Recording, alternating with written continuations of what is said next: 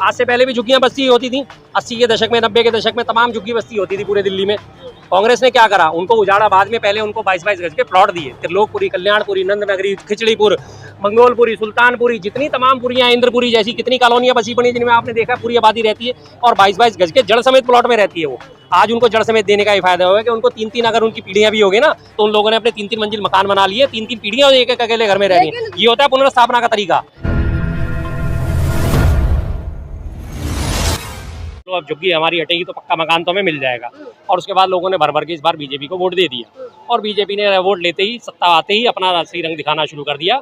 गरीबी हटाओ, गरीबी हटा दो, झंझट ही खत्म, गरीबी अपने आप ही हट जाएगी। जब गरीबी नहीं होगा तो गरीबी तो अपने आप हट जाएगी, क्योंकि इन गरीबों के ऊपर दिल्ली सरकार का काफ़ी सारा पैसा खर्च होता है। इन्हें पेंशन देने में, इन्हें मुफ्त यात्रा कराने में, बिजली पानी फ्री देने में काफ़ी सारी, तो सरकार इस मामले में तो निखत है, कुछ कर नहीं सकती। इसकी पहले से योजना यही थी कि किसी को कुछ देना ही ना पड़े, तो इस वजह से इन्होंने सबसे बढ़िया तरीका ये निकाला, ना रहेंगे गरीब, ना हमें कुछ देना पड़ेगा, ना हमें मकान देने पड़ेंगे। बार बार यही वादा करा गया ना, जहाँ झुग्गी वहाँ मकान। अब एक भी जगह आप ऐसी गिना दीजिए, जनता से भी अपील करता हूँ, कोई भी एक जगह ऐसी गिना दीजिए कि जहाँ झुग्गी हटाने के बाद वहाँ पे मंजिला फ्लैट बना दिए गए या फ्लैट दे दिए गए उसी जगह पे, जो कि इनको सबसे बड़ा टैगलाइन थी कि जहाँ झुग्गी होगी वहीं मकान मिलेगा। लेकिन मकान अगर देने की बात करिए तो कालका जी वालों को उजाड़ के उन्हें नरेला भेज दिया जा रहा है, और नरेला में भी अपनी कुछ भी डेवलप नहीं है ही नहीं, वहाँ पे भी कुछ भी नहीं है, कोई मूलभूत सुविधाएं नहीं, ना बिजली है, ना पानी है, ना सीवर है, ना सड़क प्रॉपर बनी हुई, कुछ भी नहीं है जी। लेकिन शर्मा जी ये बताइए, अवैध निर्माण होगा तो क्या टूटेगा नहीं? रेलवे ट्रैक के ऊपर बना रहे हैं झुग्गी, आप रोड पे बना रहे हैं तो बिल्कुल सही बात है जी। देखिए, रेलवे ट्रैक का अतिक्रमण गलत है, बिल्कुल मैं उसके खिलाफ हूँ। अवैध निर्माण जो है वो गलत है, अवैध निर्माण होना नहीं चाहिए। लेकिन जब अवैध निर्माण हो रहा होता है तब ये कहाँ से हुई होती है एजेंसियाँ?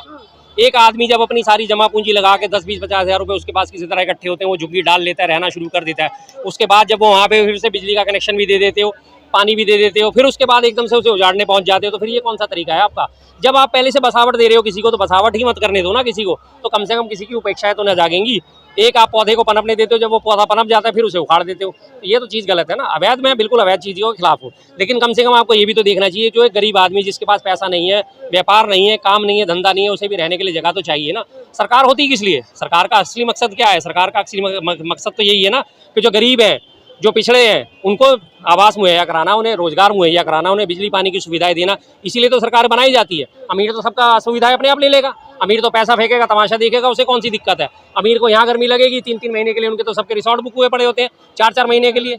आराम से वो ठंडे इलाकों में पहुँच जाते हैं, हिमाचल पहुँच जाते हैं, शिमला का, मसूरी, कश्मीर, सब जगह पहुँच जाते हैं, उनके तो बंगले बने हुए हैं। अमीरों को क्या समस्या है? अमीरों में भी आप देखिए ताज़ा आजकल एक फेकेंद्र शास्त्री, हमारा जो है फेकेंद्र शास्त्री धर्मगुरु, 2019 की उसकी फोटो वायरल हो रही है, कैसे को टेंट लगा के, कनाते लगा के अपनी जो है पर्चियां निकालने का काम करता था, आज करोड़ों में खेल रहा है, ऑस्ट्रेलिया में छुट्टी मना रहा है। ऑस्ट्रेलिया में इन दिनों गर्मी नहीं होती, इन दिनों सर्दी होती है ऑस्ट्रेलिया में।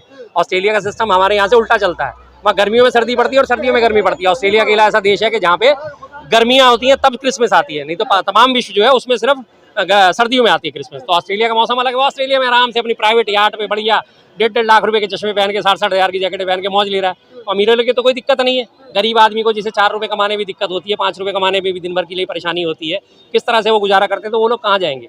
सरकार का ही कर्तव्य बनता है, जब हम हज़ारों लाखों रुपए की GST दे रहे हैं, हर चीज़ पे हम टैक्स दे रहे हैं, तो इन्हीं लोगों के लिए तो देते हैं। बट ठीक है, टैक्सेशन की जो व्यवस्था करी गई इसीलिए तो करी गई है कि अमीरों से ज़्यादा टैक्स आए और ताकि गरीबों के उत्थान में लगे।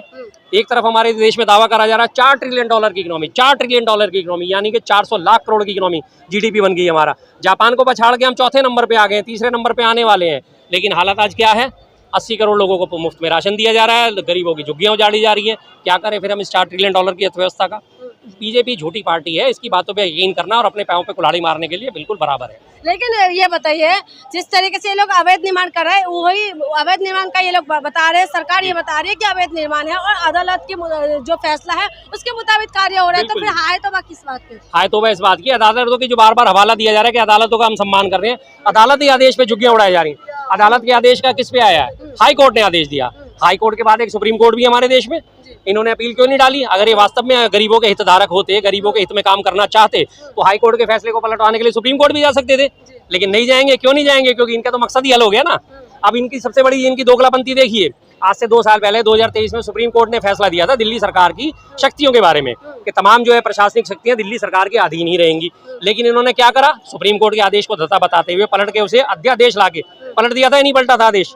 क्योंकि इन्हें अपना हित साधना था, अपना फायदा देखना था, तो इन्होंने फौरन ही उस आदेश को दरकिनार करते हुए अध्यादेश लाए और सारी की सारी तमाम शक्तियां जो है एलजी के हाथ में दे दी गई थी। और आज भी एलजी का शासन चलता है दिल्ली में, सबको जानते हैं। तो फिर अब अगर इस मसले पर डीडीए की जमीन पर अवैध कब्जा मान लेते हैं, अवैध कब्जा, गरीब आदमी वहां पे रह रहे हैं और हाईकोर्ट ने उनका आदेश दे दिया, तो हाईकोर्ट के फैसले के खिलाफ क्या सुप्रीम कोर्ट नहीं जा सकती थी सरकार? अगर उसके मन में दया भाव होता, उसके मन में सेवा भाव होता, तो सुप्रीम कोर्ट भी पहुंचते कि नहीं जी हाई कोर्ट का आदेश गलत है, हजारों लाखों लोग जो है परेशान हैं, उनके पास सर छपाने की जगह नहीं है, उनके पास रहने की जगह नहीं है, हम उनकी झुग्गियां नहीं उजाड़ना चाहते, हाई कोर्ट ने फैसला गलत दिया है, लेकिन हम जनता के हित में काम करना चाहते हैं, इन्हें बरकरार रखा जाए जब तक इनकी पुनर्स्थापना की व्यवस्था नहीं हो जाती। और जब इन्हें पता था कि हाई कोर्ट में फैसला खिलाफ जा सकता, तो पहले से पहले क्यों नहीं तैयारी करके रखी? कांग्रेस के जैसा काम ये नहीं कर सकते, कांग्रेस ने पहले से पहले तैयारी करके रखती थी। मैं आज फिर से दोबारा उस बात को जिक्र करना चाहूंगा, आज से पहले भी झुग्गियां बस्ती होती थी, 80 के दशक में, 90 के दशक में तमाम झुग्गी बस्ती होती थी पूरे दिल्ली में। कांग्रेस ने क्या करा? उनको उजाड़ा बाद में, पहले उनको 22-22 गज के प्लॉट दिए। त्रिलोकपुरी, कल्याणपुरी, नंदनगरी, खिचड़ीपुर, मंगोलपुरी, सुल्तानपुरी, जितनी तमाम पुरियां, इंद्रपुरी जैसी कितनी कॉलोनियां बसी पड़ी जिनमें आपने देखा पूरी आबादी रहती है और 22-22 गज के जड़ समेत प्लॉट में रहती है वो। आज उनको जड़ समेत देने का ही फायदा होगा कि उनको 3-3 अगर उनकी पीढ़ियां भी होगी ना, तो उन लोगों ने अपने 3-3 मंजिल मकान बना लिए, 3-3 पीढ़ियां एक एक अकेले घर में रह रही है। ये होता है पुनर्स्थापना का तरीका।